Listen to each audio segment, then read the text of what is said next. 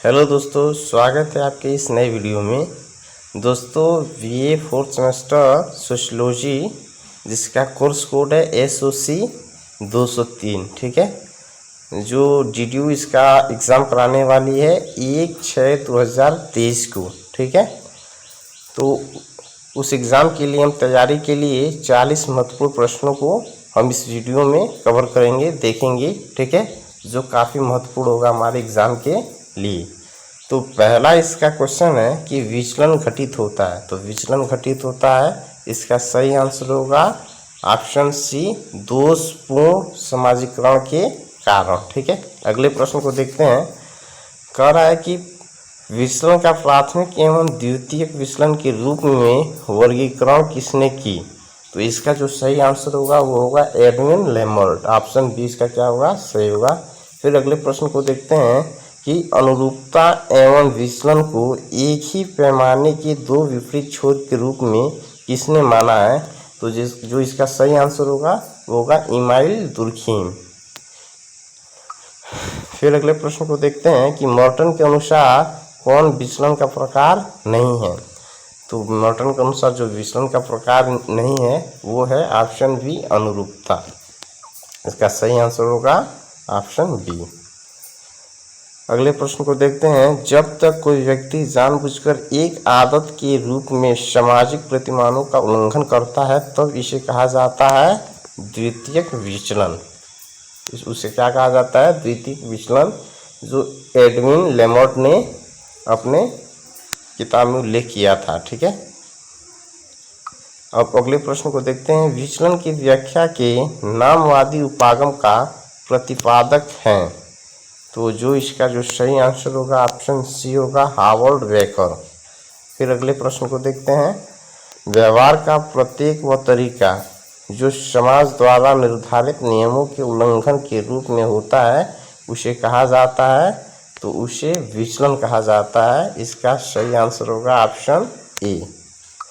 फिर सबसे most important question है कि social theory and social structure नामक पुस्तक के लेखक हैं। तो इस पुस्तक के लेखक हैं रॉबर्ट मॉर्टन। समाजशास्त्र के एग्ज़ाम जब हम देते हैं तो पुस्तक का नाम 1-2 हमें प्रश्न ऐसे मिल जाते हैं, ठीक है। तो अगले प्रश्न को देखते हैं कि प्राथमिक एवं द्वितीयक विचलन का उल्लेख किसने किया। तो प्राथमिक एवं द्वितीय विचलन का उल्लेख किया है एडविन लेमर्ट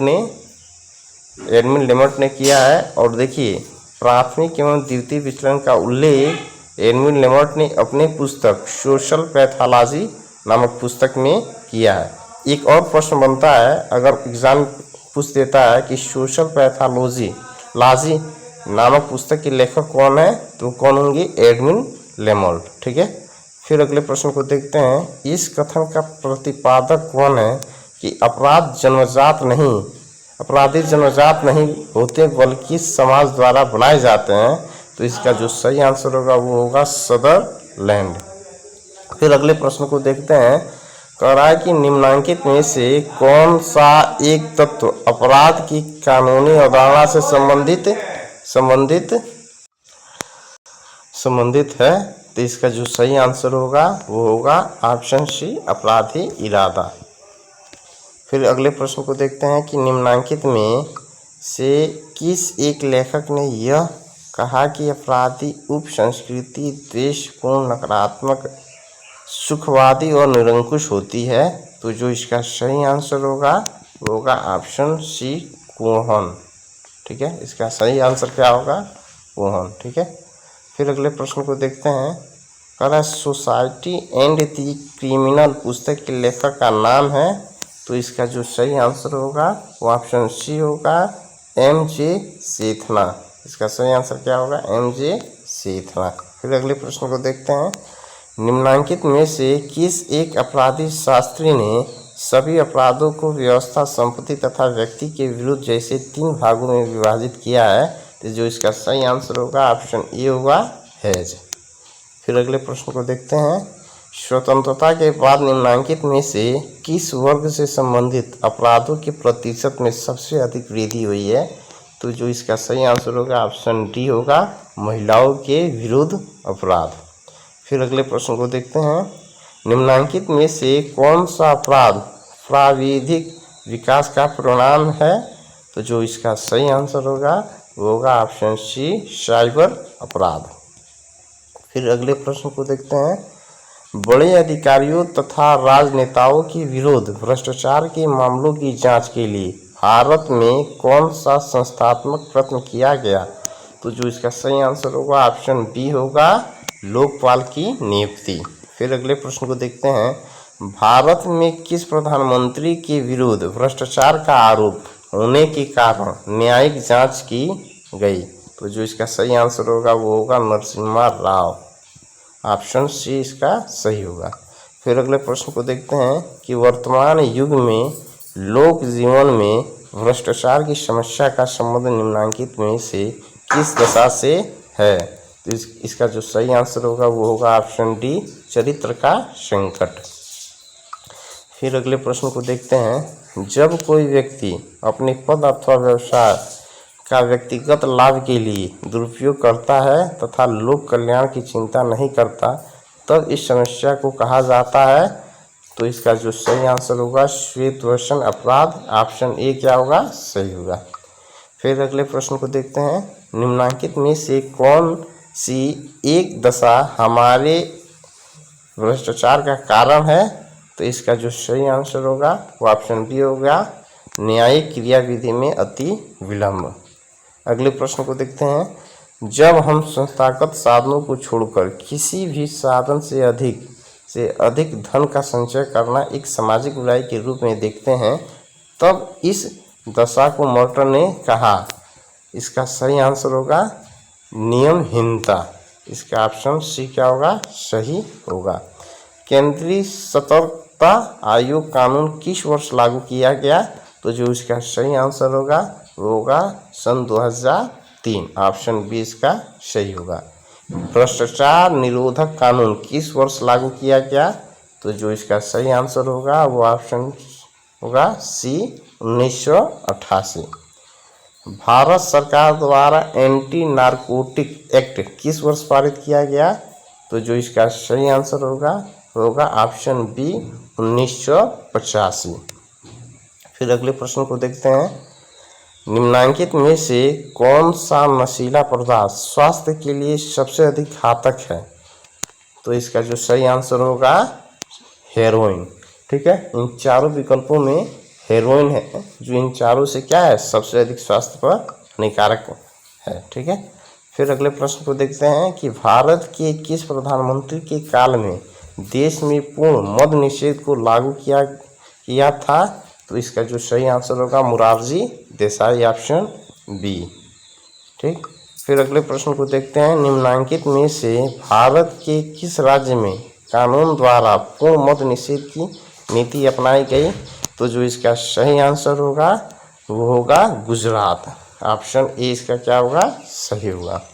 फिर अगले प्रश्न को देखते हैं, भारत में मद्यपान की समस्या ने निम्नलिखित में से समाज में किस वर्ग को सबसे अधिक प्रतिकूल रूप से प्रभावित किया है? तो इसका जो सही आंसर होगा ऑप्शन सी सही होगा, मेहनतकश वर्ग। ठीक है, अगले प्रश्न को देखते हैं, भारत के किन 3 राज्यों को शराब के उत्पादन में सबसे अधिक आबकारी कर प्राप्त होता है? तो इसका जो सही आंसर होगा उत्तर प्रदेश, कर्नाटक और महाराष्ट्र। ऑप्शन सी इसका क्या होगा? सही होगा। फिर अगले प्रश्न को देखते हैं, कॉलेज के छात्र छात्राओं में नशीले पदार्थों के सेवन की बढ़ती हुई प्रवृत्ति का सर्व प्रमुख कारण है? तो इसका जो सर्व प्रमुख कारण है इसका है दोषपूर्ण संगति। ऑप्शन डी इसका क्या होगा? सही होगा। फिर अगले प्रश्न को देखते हैं, करें निम्नलिखित में से कौन एक मद्य निषेध का हानिकारक परिणाम है? तो इसका जो सही आंसर होगा वो होगा ऑप्शन डी होगा, इनमें से कोई नहीं। ठीक है, फिर अगले प्रश्न को देखते हैं, निम्नलिखित में से किसे साइबर अपराध कहा जाएगा? तो इसका जो सही आंसर होगा ऑप्शन बी इसका सही होगा, इलेक्ट्रॉनिक प्रौद्योगिकी संबंधित अपराध। फिर अगले प्रश्न को देखते हैं, साइबर अपराध की प्रकृति होती है?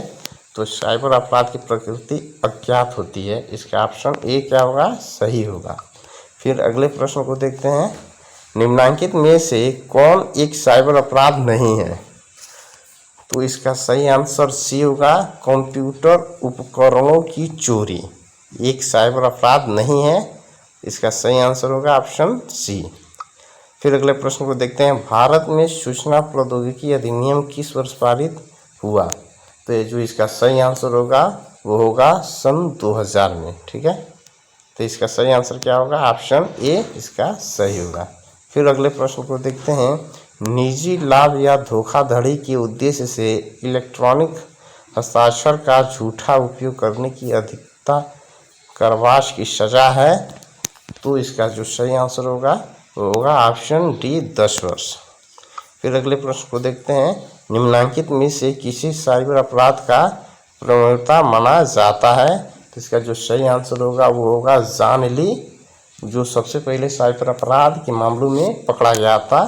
1980 के पहले तो कुछ नहीं था, 1980 के बाद ये साइबर अपराध के मामले में पकड़ा गया। ठीक है, तो इसका जो सही आंसर होगा ऑप्शन बी होगा, जॉन ली।